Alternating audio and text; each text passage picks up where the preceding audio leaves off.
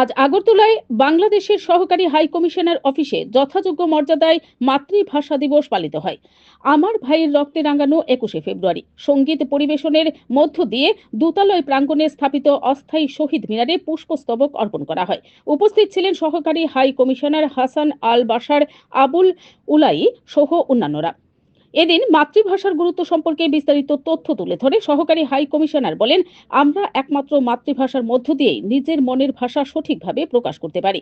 সে কারণেই 1952 সালে বাংলা ভাষার উপর যখন আঘাত এসেছিল, তখন বাংলাদেশে বাঙালিরা প্রতিরোধ গড়ে তুলেছিলেন এবং বেশ কয়েকজন শহীদ হয়েছিলেন।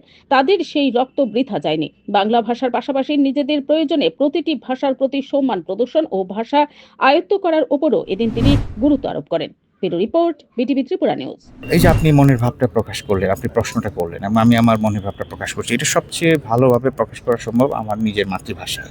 এবং বাঙালি জাতি বাংলাদেশি একমাত্র যারা ভাষার জন্য জীবন দিয়েছে।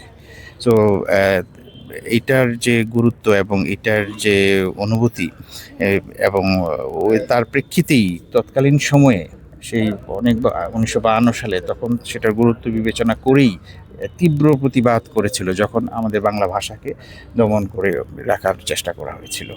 তো এর গুরুত্ব অপরিসীম, কারণ তার নিজের মাতৃভাষার মাধ্যমেই তার প্রকাশ, এটা প্রাণবন্ত প্রকাশটা হয়।